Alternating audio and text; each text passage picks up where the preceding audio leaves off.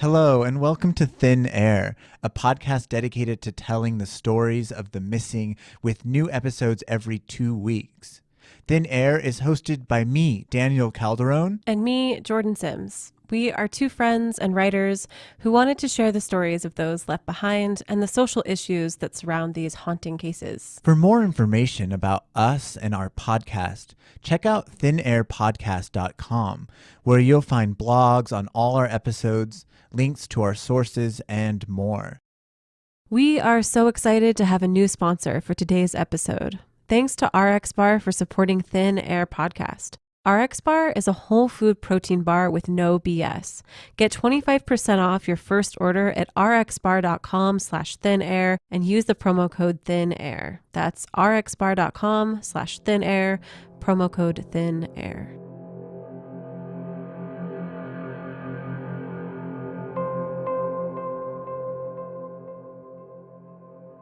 People continue to come because it's a matter of survival for them. It's a human rights disaster here in the United States. It's an issue that doesn't get enough attention. People are dying extremely painful, solitary deaths, and it doesn't need to happen. They were two peas in a pod. I mean, my son is still like so much like him. He's funny like him, and he's, crazy like him. It was really hard, to watch him look for him. And I knew he wasn't there, and it was hard to tell him, he's not here. It was devastating.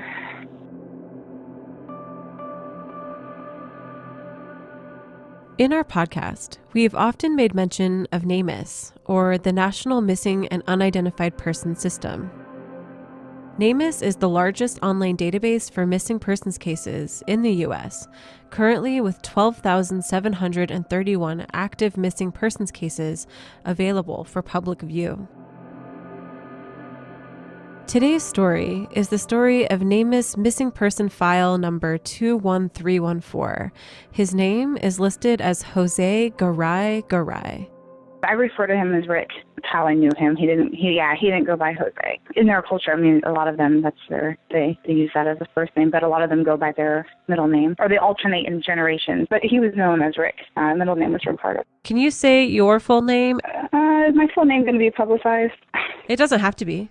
Yeah, I don't want it to be. It's just because of the political issue and people being so upset about it, and because I have a minor child. So, my name is Anne. What was your relationship to the missing person? He was my fiancé. Anne is afraid to give her full name because of the circumstances of Rick's disappearance, and because of the response she always receives when telling the story publicly of how he went missing. That's because Rick Garay disappeared in the Sonoran Desert while entering the U.S. illegally in the summer of 2009. Oh, it'll make somebody angry. Yeah, it's going to make somebody angry. The first interview I ever did, and then there was a typed article that was published online, and the comments that followed it were just nasty. And I wasn't expecting it to be that nasty, and it was hard to see. People get real bold when they're behind a computer screen. We have lost touch with humanity as a country. It becomes very evident when these types of subjects get brought up. Rick's case is one of the most divisive missing persons cases we have ever covered here on Thin Air. On our podcast, we've told stories of some of the most horrific things happening to a person that you can think of, and the nature of our podcast is inherently unsettling. But Rick's story is one that we knew would be controversial. There was a guy that made a comment about, she's looking for her husband. She should just go look where the buzzards are in the desert. It's mean. It's horrible. It's horrible. I don't care who the person is that's missing. And people act like they forget that they've made mistakes or that they are not perfect. I didn't know how bad it was in other countries until this really happened to me. I didn't until I knew him, actually, and then, him telling me about how hard it is to just feed your kids. More than anything else, we ask for compassion and attention for missing persons cases of all kinds. We believe that any person who goes missing, regardless of their background, status, and skin color, deserves empathy and understanding. An understanding that someone loved them, someone misses them, that they were a person who had thoughts and feelings and deserves to have their story heard. We believe that caring about and trying to understand the lives of others is a non-partisan issue. So we ask that whatever your feelings about immigration in the United States, do you hear Rick's story and how he disappeared one night in 2009 in one of the harshest terrains on Earth?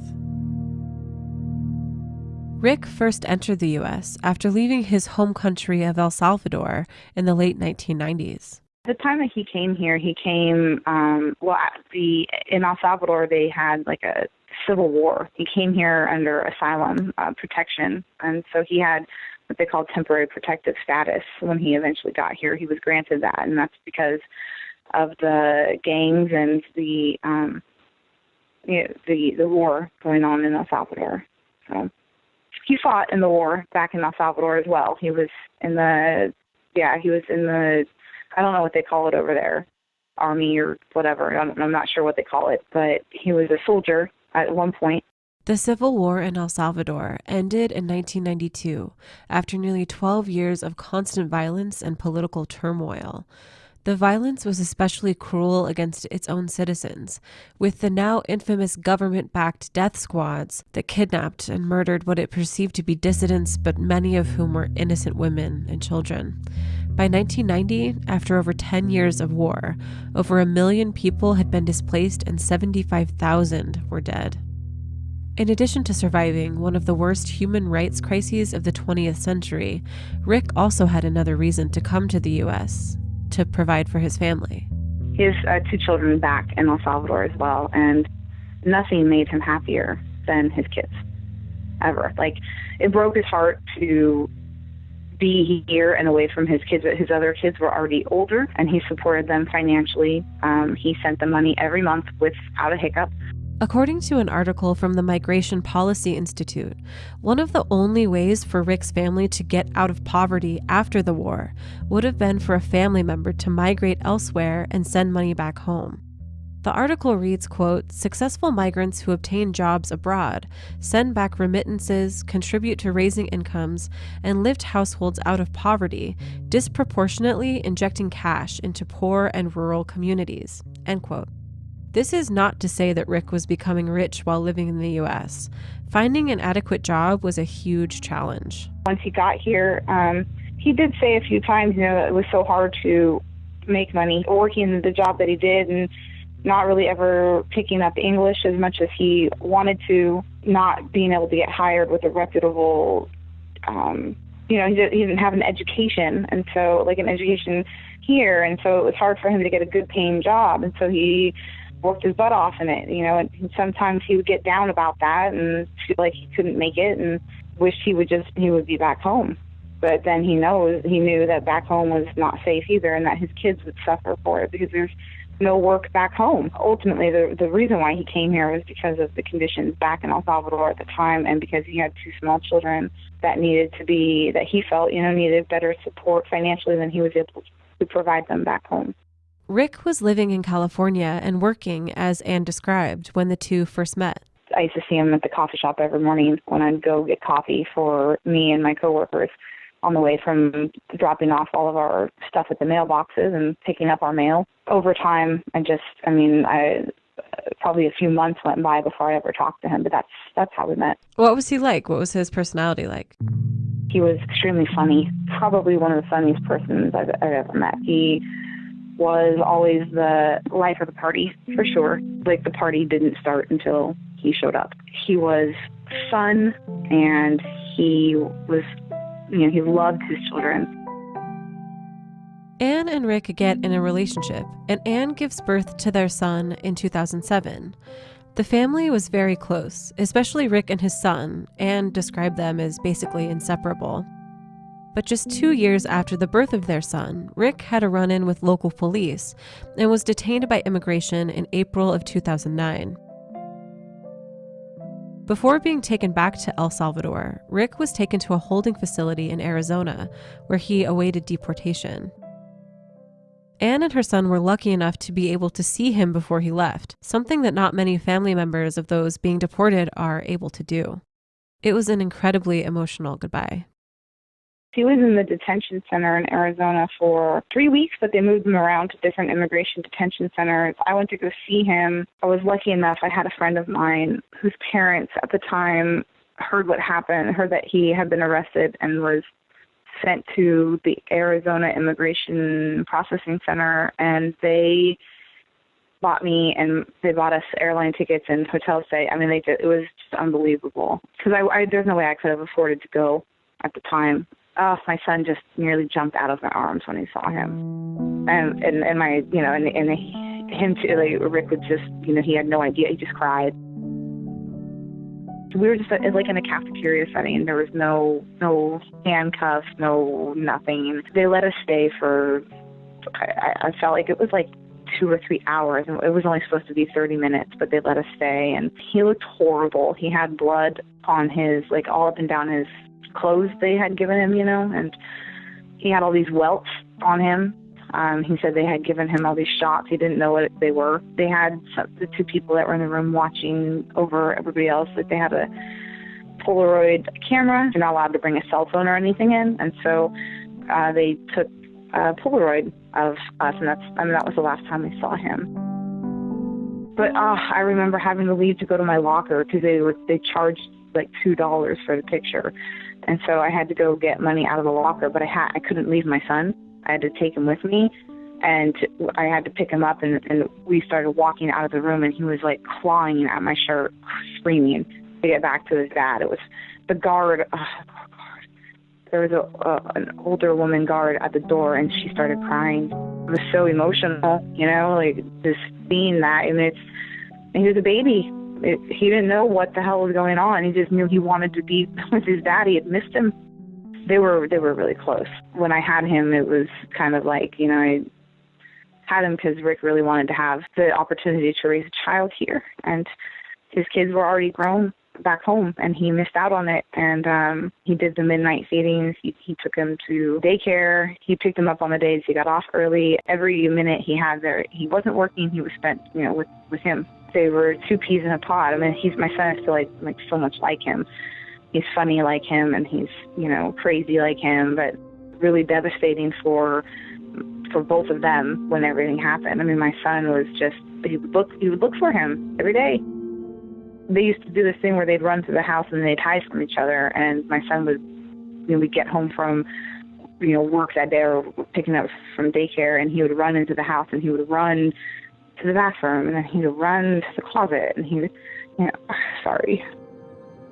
It was really hard, like, to watch him look for him. And I knew he wasn't there, and it was hard to tell him, you know, he's not here. But because I think it was devastating. On May 10th, Rick is deported back to El Salvador.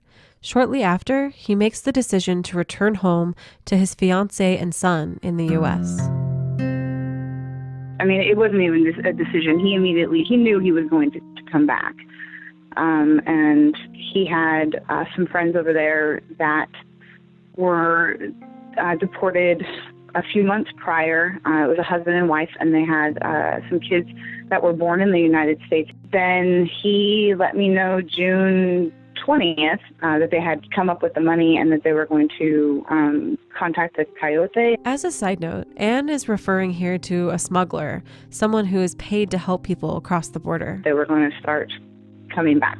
And so he let me know, I believe it was the morning of June 22nd, that he was going to be, or it was the evening of June 22nd. Oh, I don't remember now. I'm so sorry. But he was going to be leaving the next morning to start coming this way. I didn't know a lot of information then about border crossing or what it meant. Truthfully, I honestly thought that he would just be like coming in a car, that they were going to smuggle him in like across the border, like come through like Tijuana. I had no idea. He didn't tell me he was coming through Arizona. He didn't, like, I knew for all, I mean, I didn't know.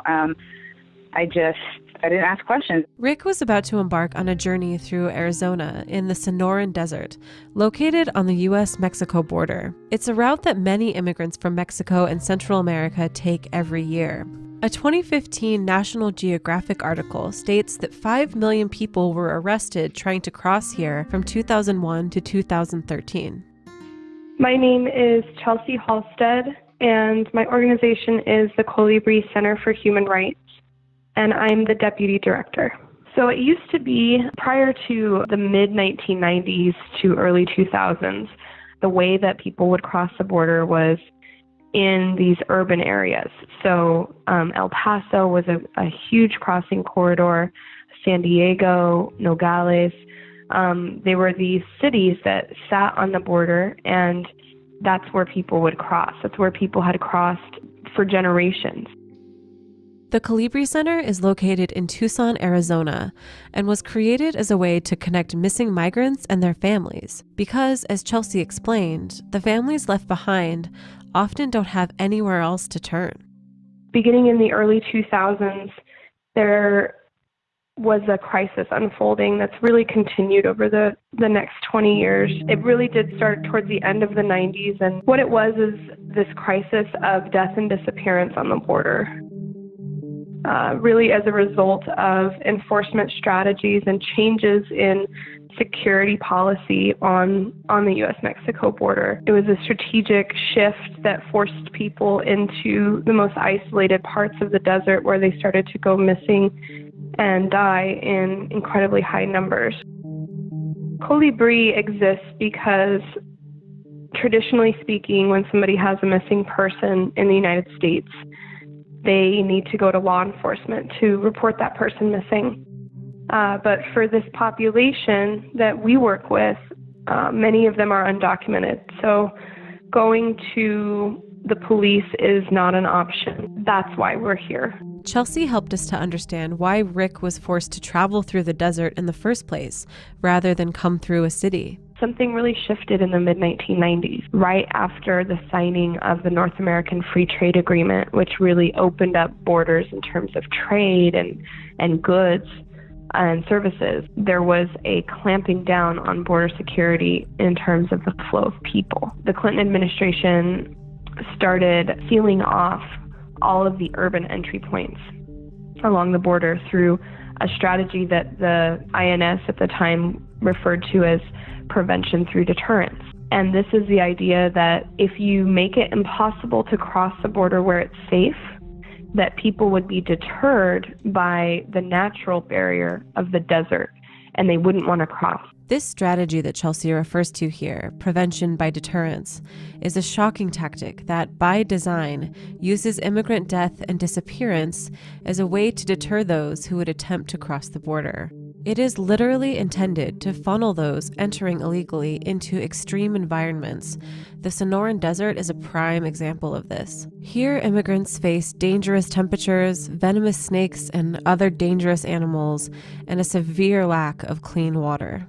Unfortunately, this was a really short-sighted strategy that is something that was built on human suffering. You cannot put people intentionally in harm's way and just hope that they're going to be scared enough that they're not going to risk it. The desperation that people were coming from and continue to try and escape is so real that they're already fighting for their lives. It's already a matter of survival. We can see this on the bones, actually. There's intense evidence of suffering on the bones of those who've died while crossing the border.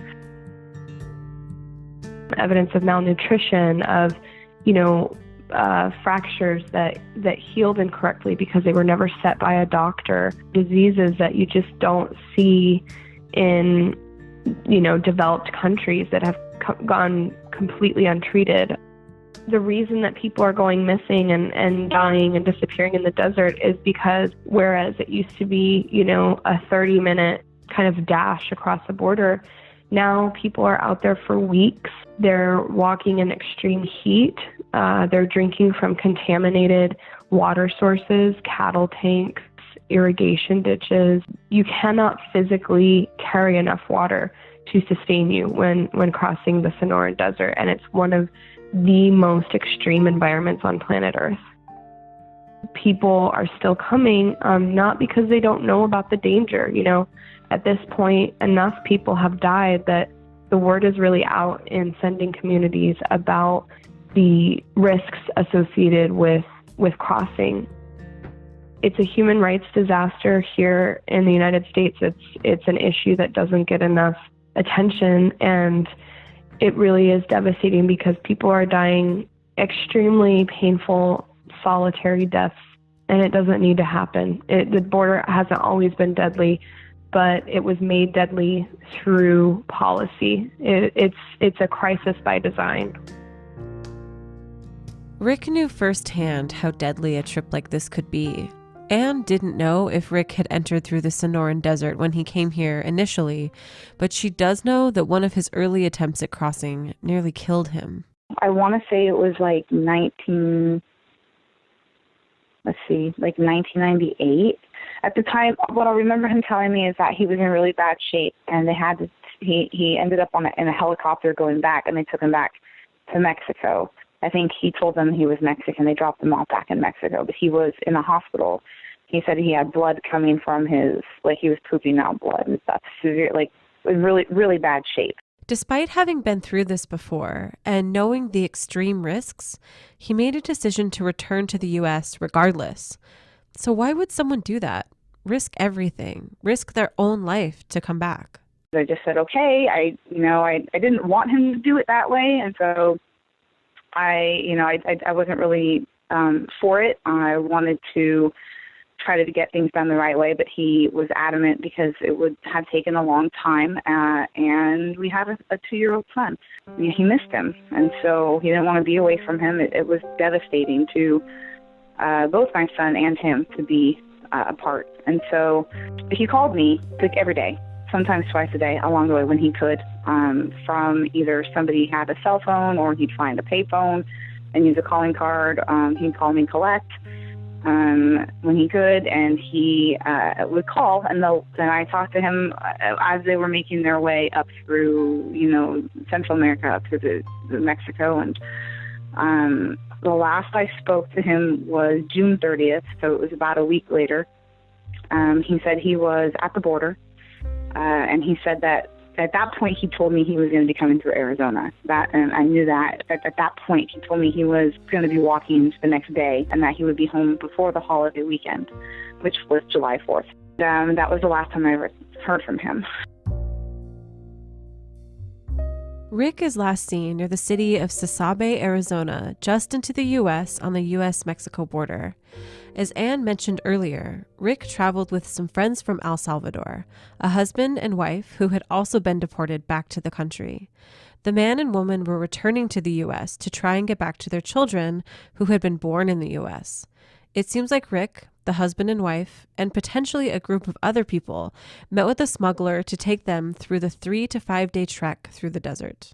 A week went by and I didn't hear from him, and I started asking people that I knew at work about the process and, how long should I wait? How long should it, what can happen? And they said, I was told that sometimes people could be kept in these houses for up to a week or 2 weeks, depending on if it's not safe to cross, and so they could just be hiding out. And by July 17th, I knew something happened.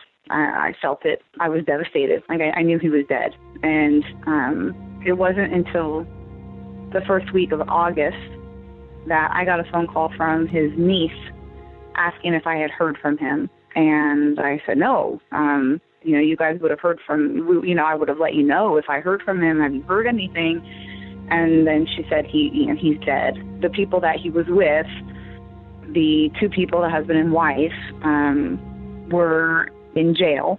They had been detained, and they contacted their cousin that lived in California and let them know that something had happened to Rick and that he didn't make it. And so that's how he went missing, and that's how I found out. Once she realizes something is seriously wrong, Anne isn't sure where to turn. I don't know. I guess you go into like survival mode, right? Like you figure it out, right? That's how we work. Like, when you have to figure something out, you figure it out. I started calling people, and maybe somebody told me to call the consulate in El Salvador, but I contacted them. I sent a fax over, like saying urgent, please help. And I had copies of his Salvadorian resident card. I had a copy of his California ID. I had, all this stuff saying, like, and then I wrote a note, like, when I last heard from him. And I called hospitals. I called Border Patrol. I called police stations. I called sheriffs. I called in Arizona and Texas and California. I called everybody that I could find to call to let them know I was looking for a John Doe or looking for somebody. I knew his fingerprints were in the system, so I knew that if he was alive and found, they would fingerprint him, they would find out who he was. I don't think the Colibri Center was really established yet. I think Robin was also associated with it somehow, and Robin was the lead anthropologist at the medical examiner's office. The consulate contacted me. They got the information, told me that they would send somebody to speak with the people that were with him to get details about his last known whereabouts, what he was wearing, and all that.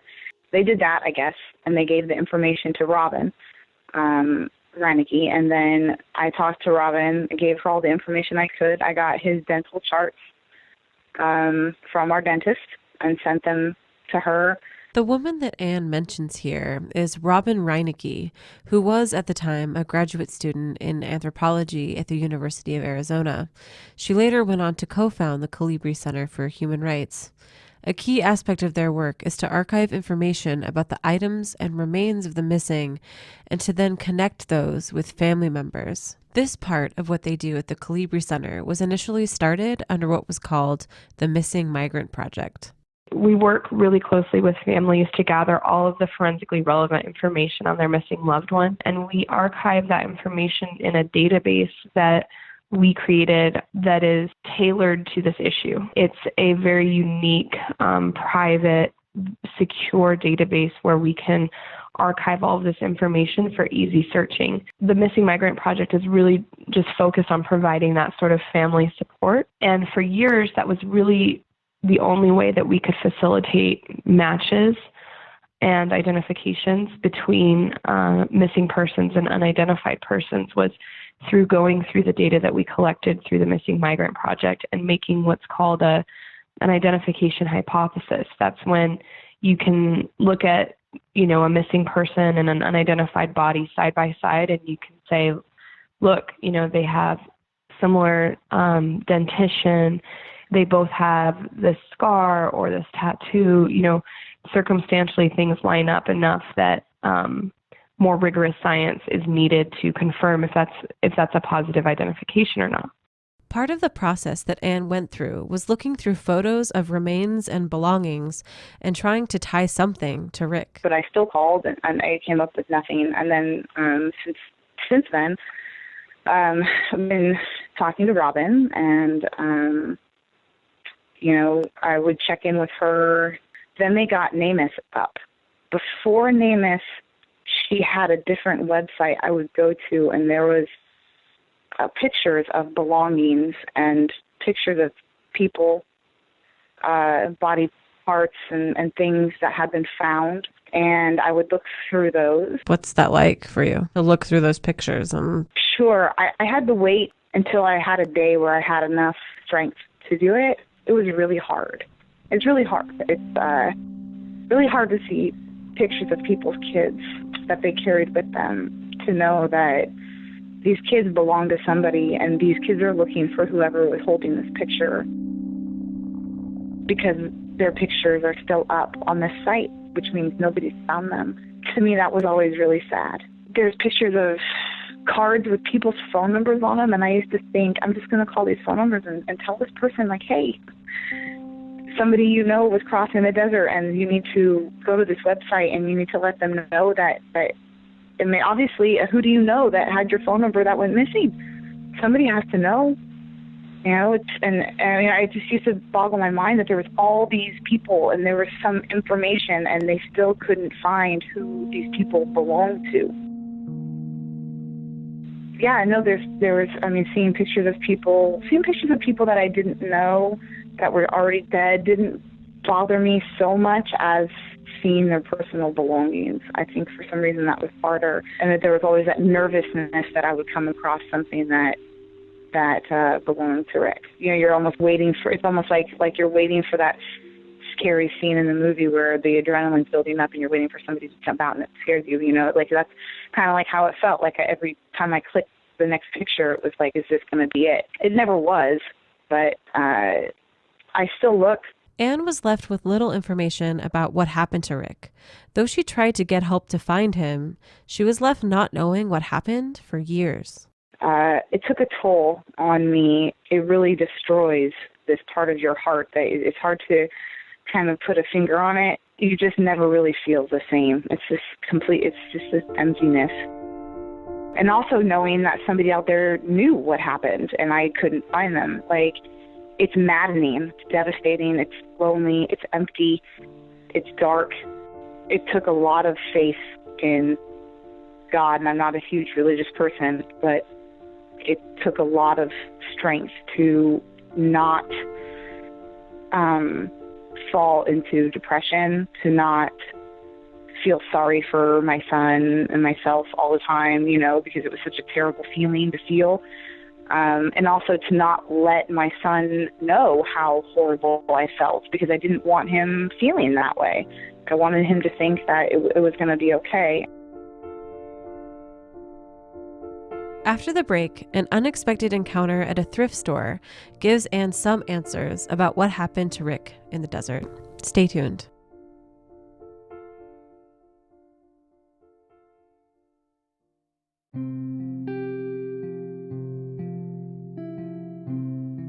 Thanks to RX Bar for supporting Thin Air Podcast.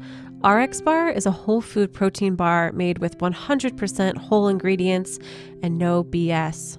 RX bars are made with a few simple, clean ingredients where every ingredient serves a purpose. They're gluten-free, soy-free, dairy-free. They've got no added sugar, no artificial colors, artificial flavors, preservatives, or fillers, and it's got a whopping 12 grams of protein. So Daniel and I were lucky. We got to try a whole variety of RX Bar's delicious flavors. They've got sweet like mixed berry and blueberry, or savory like peanut butter and chocolate with sea salt. These quickly became my go-to snack. I always kind of shoved one in my purse. My personal favorite was the peanut butter chocolate. The chewy peanut butter matched with the sweet chocolate. Oh, it was so good. It was the perfect combination. You have to try it. To try RX Bar and get 25% off your first order, go to rxbar.com/thinair and use the promo code THINAIR. That's rxbar.com/thinair, promo code THINAIR.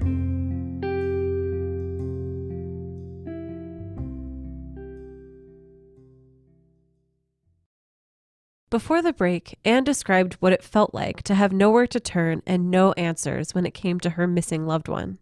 The Colibri Center serves as a bridge between the families of the missing and law enforcement. A loved one contacts Colibri, and they take that information and store it for the identification of remains and belongings. Once we realized that this crisis was large enough that we needed to build an organizational structure around it in order to really address this disaster of death and disappearance on the border. So our role is really to take these missing persons reports, archive this information, organize it, be very rigorous with the forensically relevant data that we're collecting on these missing persons reports, and then facilitate comparisons between that information and the information of the unidentified dead in Pima County. After years of working specifically on missing and unidentified persons cases, we recognized that if all we do is help identify the dead, then we're just not addressing the entrenched structural inequalities that are leading to people disappearing and dying. And we're basically providing a Band-Aid solution that's not at all critical of what's happening and who's causing it. So the other really important part of our work, apart from forensic investigation and human identification, is human rights advocacy, doing our best to publicize what's happening on the border, but really to give the families of the missing and the dead the opportunity to hold the microphone and have their voices heard. In terms of our relationship with Border Patrol, there isn't a whole lot of collaboration around this issue in particular. If we have very specific information on where somebody went missing and they're still actively missing, we will call Border Patrol because they have the resources to get to that person and potentially make a rescue.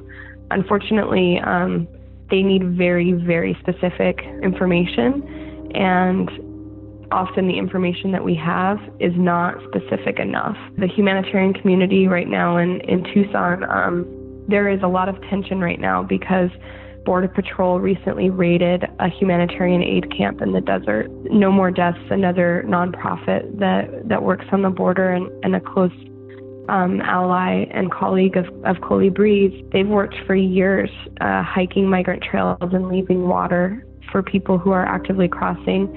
And they've always maintained a camp on this private land where they've, had this semi-permanent medical aid camp.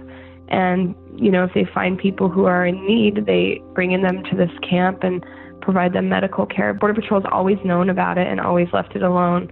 But after the election of Donald Trump, things have really changed. They raided the camp a couple weeks ago and arrested 3 migrants who were seeking medical aid there. The relationship is tense at the moment.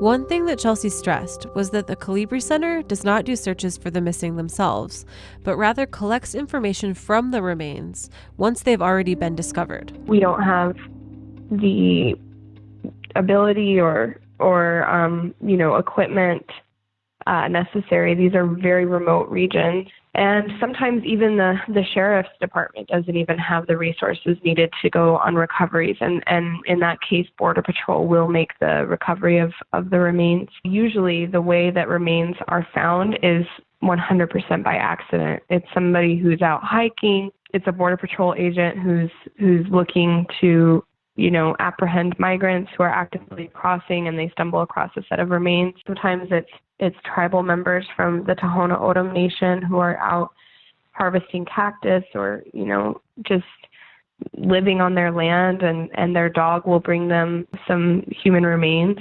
Another aspect of the Colibri Center's work is collecting DNA in order to facilitate exact identifications of unidentified remains with family members. The center collects DNA from family members of the missing for comparisons. What we realized and what we kind of always knew from the beginning is that this work of trying to identify people in this fashion is very time-consuming and arduous, and it's not the best solution because it's not going to yield the highest number of identifications possible. We really need DNA technology to address this crisis because, number one, many of the people who are crossing are physiologically similar. So these are folks who are marginalized in life enough so that, they're forced to walk through a desert to try and seek better opportunity for themselves and their families. So often that is reflected in their physical state. So that means that many of them have never seen a dentist or a doctor. There might not be any dental work present, no medical records to speak of, shorter in stature. Like I said, pretty physiologically similar. So trying to facilitate matches between that group of people. And then on the unidentified side, you have highly decomposed remains where most identifiable features are gone. It was kind of like looking for not a needle in a haystack, but 2 needles in 2 haystacks. We realized that we needed DNA to be able to actually effectively work to identify people. Since December 2016, we've now collected 284 family reference samples. So the DNA from the dead is now being compared to the DNA of the families of the missing to try and facilitate blind matches, and we're already having some success there. Anne has worked with the center to provide DNA in case Rick's body is ever discovered, but she's not sure if it will ever lead to him being found. It's really hard. I don't know how much I can depend on forensics either. People have been in the desert for a long time, and I know that they're pretty dependable. But if you find one arm bone, how it's then they use that to try to figure out somebody's height. It's it's impossible. And then you don't know the sex, and yeah, it's hard. We did go last November, so I took my son to give his DNA. Rick's brother and sister also went and gave their DNA. So I feel like we've done pretty much everything we can do at this point. It's hard to believe that all these other remains have been found and nobody's claiming them, and here I am looking and I don't get anybody.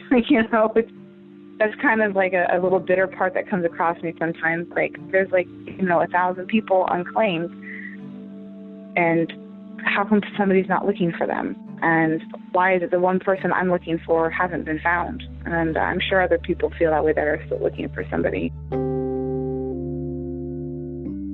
It makes you wonder how many other people are out there in the desert that have not been reported. And then I know a lot of families don't even come forward. I think they do maybe more now than they used to, but I know a lot of people are scared to come forward and ask because they're not legal. And what their loved one was doing was illegal. So it's hard to come forward and say, yes, I know what he was doing was technically illegal, but he's a person and I need help to find him. Chelsea also acknowledged that DNA, while incredibly useful, is only one important factor among many when it comes to identifying the missing, and is not always reliable. Contrary to what you might see in TV shows and, the kind of popular crime dramas, DNA is not actually a sure bet. DNA is great and can work wonders in terms of identifying people in a disaster context like this. But sometimes we'll get what's called a false positive. It's like an unsure match. We'll be able to say that, it looks like these people are related, but we can't say for sure that this missing person is the same person as this unidentified body without further confirmation. And that's where our data in the Missing Migrant Project comes in. We can confirm or refute that identification by going on the circumstantial information that we've been able to collect. So those forensically relevant missing persons reports that I mentioned earlier really come into play, because if we get a hit in the DNA database and it looks like, okay, this missing person is in fact this unidentified body, but we're not 100% sure, but let's confirm with the information we collected on their missing persons report, and then we see that he broke his femur when he was young and there's a well-healed fracture on the femur. Those kinds of things will really either confirm or refute that identification. Despite submitting Rick's family DNA and looking through thousands of remains and belongings of the missing, no trace of Rick has ever been found. It wasn't until 5 years later, in a chance meeting at a Salvation Army in Alameda, California, that Anne finally found out what happened to Rick when he vanished in the Arizona desert. I walked in, and there was the husband and wife. I knew them because I had met them when they were in California before they were deported. But I did not know their names. I didn't know how to get in contact with them. Unfortunately, Rick's family, when everything happened, because they didn't have the answers that Rick's family kind of wanted or whatever, and I think that they needed somebody to blame. Like, they blamed them for not saving him. So they stopped talking to them, and I couldn't find them anywhere. I used to have nightmares. I would go to El Salvador and look for them to find out what happened to him, because I had no idea what happened to him. And I have no idea. It, to me, was not coincidental that I walked in to that store and they were there. Yeah, that's incredible. I mean, what was going through your mind when you saw them? A lot. I looked at my husband and he was like, "What's wrong?" And he's my current husband, and I said, "Those are the people that were with Rick in the desert. Those are the last people that saw him alive." I didn't know if they would be mad at me or if they would. I mean, I didn't know. I didn't know if they would even talk to me, and I was scared. But I looked at him and I said, "Like, I have to talk to them. I can't just walk out of here. Like, I've been looking for them for years, and they're, like, here they are with their kids, and they had no idea." I didn't look the same as I had. When I was with Rick, I was 300 pounds. And at this point I was 170 160 pounds and was in shape and had lost all my weight. And, my son was, 5 years older. They would have never even, they would have walked right past me and not known it. They looked identically the same. Like I recognized their kids. I recognized them.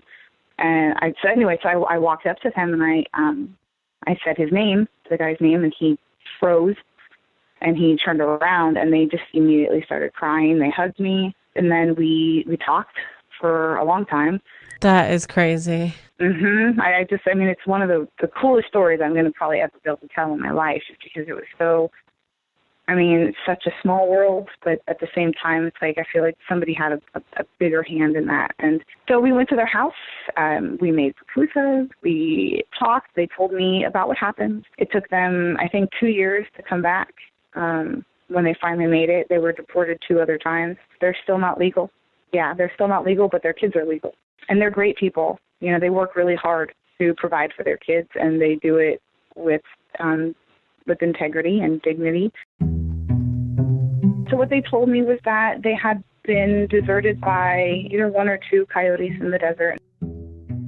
They had ran out of water. It was like 3 days at least they were in the desert lost.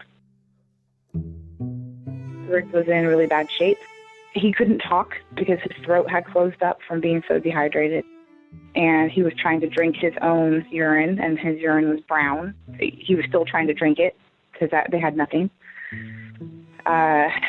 And they told him, come the evening time when everybody was going to take off to start walking, they told him, we're not going to go. It was the husband and wife and 1 other woman. And they said, we're not going to go because we're scared that we're going to die. We're scared that you're going to die.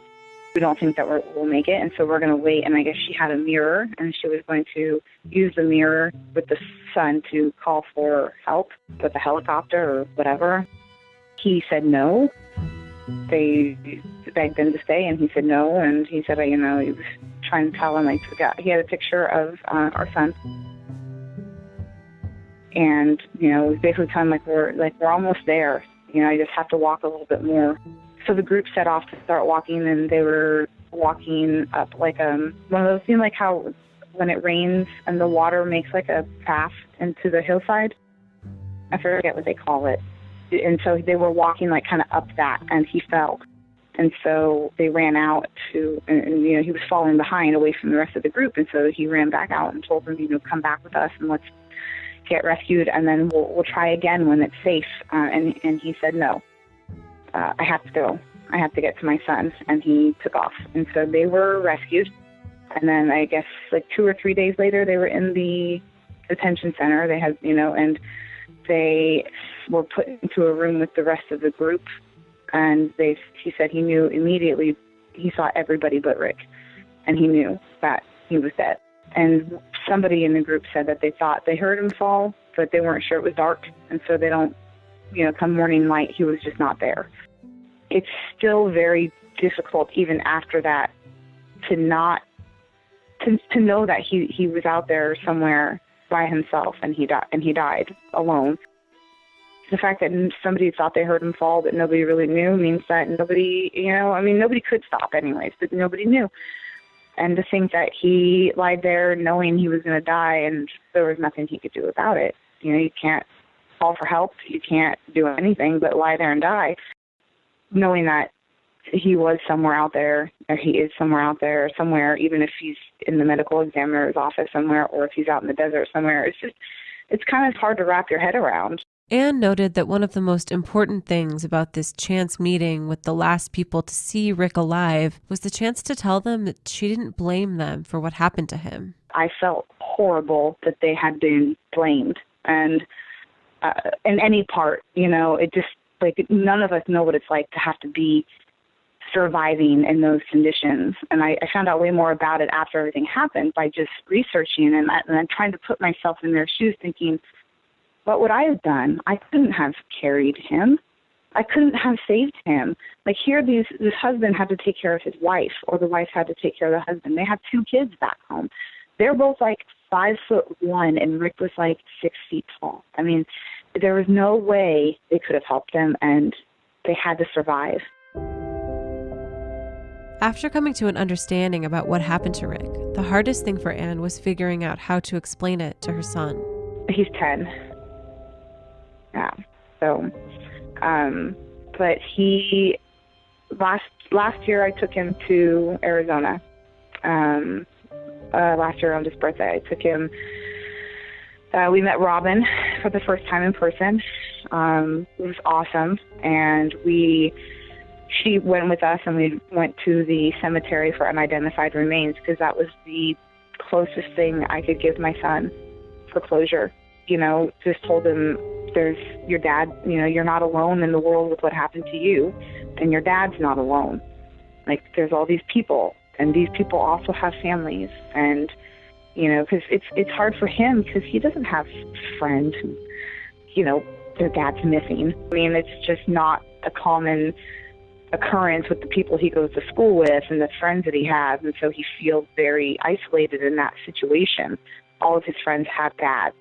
So I told him, you know, that was really good, and he's so sweet. I mean, we brought some flowers to take, and there's a huge portion of that cemetery where there's just bodies that are buried, but there's no markings. It's just dirt. Robin explained that to him, and so he took the flowers and put them all kind of like right there. He said, because those people deserve to be recognized too, and they've been forgotten. We did that, and then we drove all the way down to, as far as we could, towards the border into the desert. And I even drove down some little paths that I think were supposed to be for like Border Patrol ATVs, but it got a little bit scary, so we turned around. Yeah, we were stopped by Border Patrol and had our car searched. You know, in that moment that I used to explain to Andrew how hard it is to try to come across the border that way. And then he finally was able to go through what I had gone through when I first found out something had happened.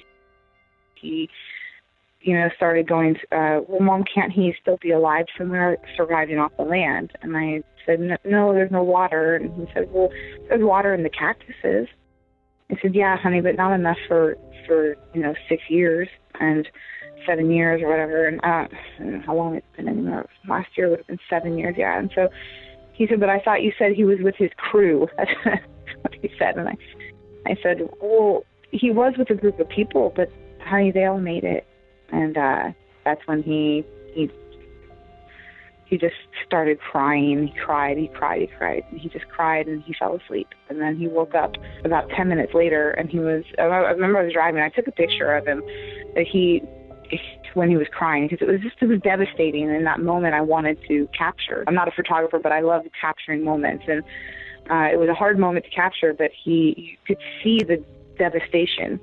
He woke up, and he was like twitching in his sleep, and he woke up, and he said that he had a dream that he was on one side of a wall with a door, and his dad was on the other side, and he said his dad was banging on it trying to get through, and he was banging on it trying to get through to his dad. It was sad. You know, kids are pretty incredible, but no, anyway, I think that trip provided a lot of closure for him.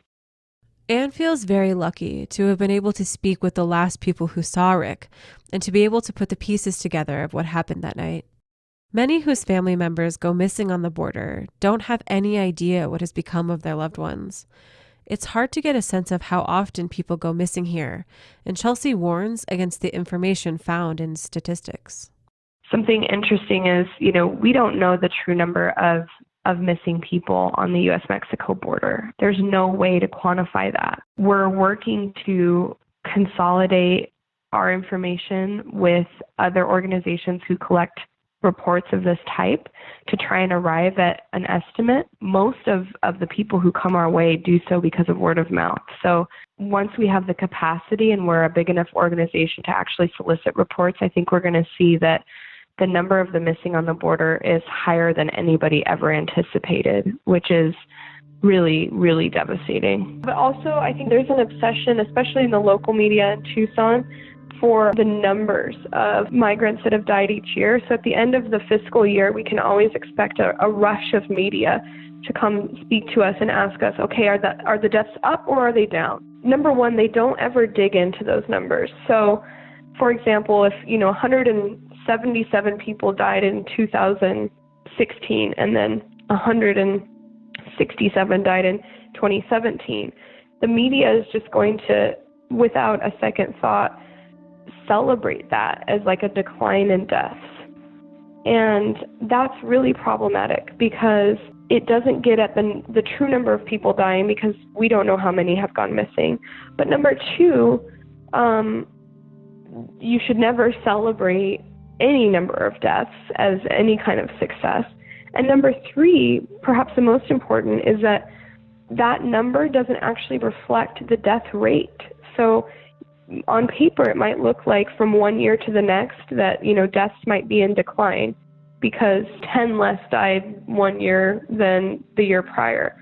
But the real truth is that less people are crossing than ever before. Migration is actually at a net zero right now. So if you have less people crossing, but a much higher percentage of them are dying, that's not anything that anybody can celebrate. Something that's been very frustrating for us is anytime, you know, the deaths appear to be, you know, in decline, articles will come out praising Border Patrol as the reason for the decline. They'll say things like, you know, thanks to the increased patrols, you know, people are being apprehended and not going missing in the desert. And that's really such a misguided thing to say, because in reality, it's those very patrols and securitization that is causing death in the first place. There's a lot that the media does that doesn't really highlight that these are human beings, that these are families, these are mothers and fathers and sisters and brothers who are important and irreplaceable, and their families miss them and care about them. And so much of what we do at Colibri is really, you know, yes, it's forensic investigation, it's advocacy, but it's also working to just recognize that this person existed, that they matter, that they were special, and that they disappeared, and that it's not okay. Something that always comes up when speaking about illegal immigration is the idea of a wall to prevent immigrants from entering. Both Anne and Chelsea find this laughable and argue that it would not have prevented Rick's attempt at entry. Sometimes when we talk about death and disappearance in the desert and the fact that people are traversing the desert, you know, some people will take that as an opportunity to say, well, clearly we need to really just seal off the whole border and then nobody will go missing. And I want to address that because actually that's really, really misguided. I have worked on this issue for years, and I've made many friends in this community, and I know many Border Patrol agents who actually laugh at the idea that we would ever be able to seal off the border. It's one of my favorite questions to ask, you know, any border enforcement officer that I meet, because unanimously they say, of course not. This terrain is so rugged and isolated that there is no way that you're ever going to fully be able to enforce it. We've spent billions of dollars trying, and we're not going to succeed. Perhaps the more important question is the enforcement that we already have working? And the answer to that is no, it's not. It's not stopping the importation of drugs. Study after study has proven that the vast majority of drugs that enter into this country do so through legal ports of entry, not through the desert, not through, you know, sneaking things under the border, but in trucks, in daylight, through legal ports of entry. You know, the other thing that enforcement pretends to do is to stop migration. Well, it's not doing that either. Our economy is stopping migration. So if border enforcement isn't stopping drugs and it's not stopping people from crossing, what is it achieving? People are still going to find a way to get across it. Like, are you kidding me? I told the last person that asked me on an interview, I said, okay, now Rick wasn't Mexican, but I was like, have you ever known a Mexican family or person? Like, they will make wine out of water. So, like, they will take their pants off and tie them together and throw them over, like, to use as a rope. Like, are you kidding? They will make it work. Like, they are not going to give up. You know, they asked me, like, if Rick would have to the wall, do you think it would have deterred him from coming? I said, hell no. Have you ever had a child and had that child taken away from you? Or been taken away from your child? Do you understand what it means to be a parent and have your heart ripped out of you and knowing it's on the other side of this wall? That, nothing was going to stop that man from getting back to his son, unless he died. That was the end result, unfortunately.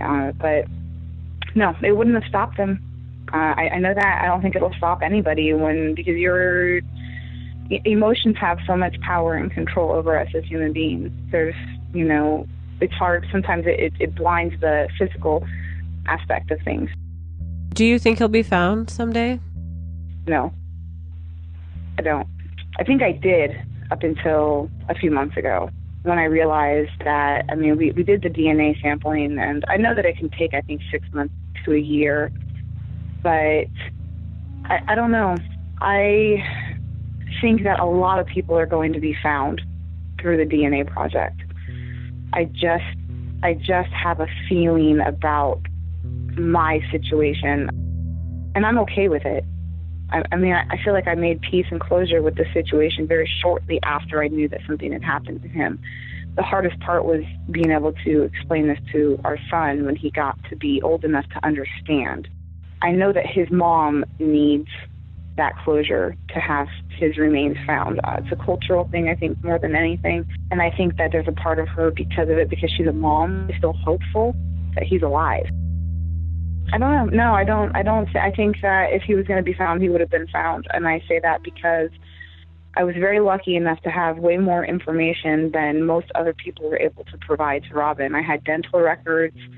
Unless they found other parts of his body besides his skull. She's cross-referenced the dental records for me a few times with nothing. And I kind of find it hard to believe that after this many years, if his remains were somewhere still in the desert, that they wouldn't be covered up by dirt and sand and all sorts of stuff. So I don't know. Both Anne and Chelsea argue that immigrants who enter the country illegally deserve compassion. The voice you are about to hear speaking to Chelsea is Claudia, our intern. So you mentioned journalists trying to find flashy stories. How would you say that journalists and the media have created this sort of environment around these illegal immigrants? I think one major way is kind of, highlighted just actually in the sentence that you just spoke, referring to people as illegal. Really, that's been a very successful campaign on the right to kind of dehumanize undocumented migrants who are crossing. It's interesting because there's no other crime or infraction that would get you labeled in that kind of dehumanized way. You can steal a car and you're not going to be referred to as an illegal, It's sort of like your very presence defines you. I've always been contacted by people that are looking for a political standpoint, that are really fighting the politics around this type of situation. Don't get super involved in that because it's something that's conflicting within myself. And being an American, it affects both sides of my opinion, right? And so it's different when it affects you, which is the message I always try to send out, because it's no longer, I knew nothing about these types of things happening until it happened to me. Jose Ricardo Garay, who goes by Rick, was last seen near Sasabe, Arizona. He was trying to return home to his young son and fiancee in California. Rick is a Hispanic male, and at the time he went missing, he was 40 years old. He has short black hair and brown eyes, and several identifying tattoos.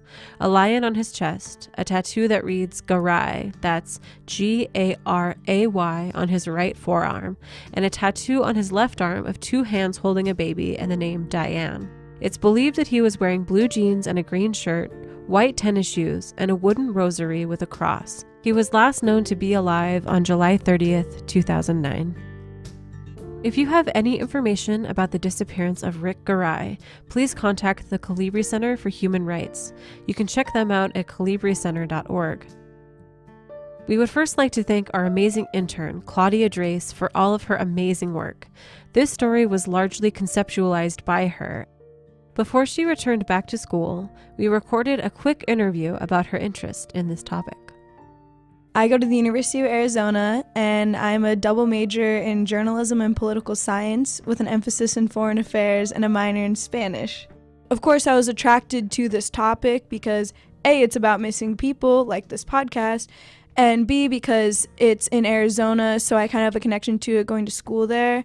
We need to identify that these are human beings. So I think there's just an issue in general with our immigration system that needs to definitely be fixed. And I think a big part of that, and I think something that would help to change that, would be to know that these are people and just to identify that, because we've definitely lost sight of that. We would like to thank Anne, Rick's fiancee, for speaking with us for this story. We would also like to thank Chelsea Halstead from the Colibri Center for Human Rights. They are such an incredible organization. Please check them out and share the work they do. They are on the front lines of this human rights crisis. That's colibricenter.org. We have to give a shout out to our amazing donors over at patreon.com/thinairpodcast. On our Patreon, you'll find more ways to get involved with our podcast through rewards like bi-weekly mini episodes, episode transcripts, and more. We have to give a shout out to our amazing donors over at patreon.com/thinairpodcast. On our Patreon, you'll find more ways to get involved with our podcast through rewards like bi-weekly mini episodes, episode transcripts, and more. We would love to thank our executive producers, a reward that's available through our Patreon. They are Lark McManus, Heather Cadu, Bonnie Mortensen, Mistelia Pena, Elizabeth Farmer, and Anthony Loper. We love all of our patrons and thank them so much for their incredible support. We also want to thank our audio intern, Chris Reish, for his help with the editing, mixing, and mastering of our podcast. Music today was provided by Blue Dot Sessions. To check them out, head on over to sessions.blue. We also licensed some songs from Poddington Bear's extensive music archive, Sound of Picture, for this episode. Join us again in 2 weeks for a brand new episode.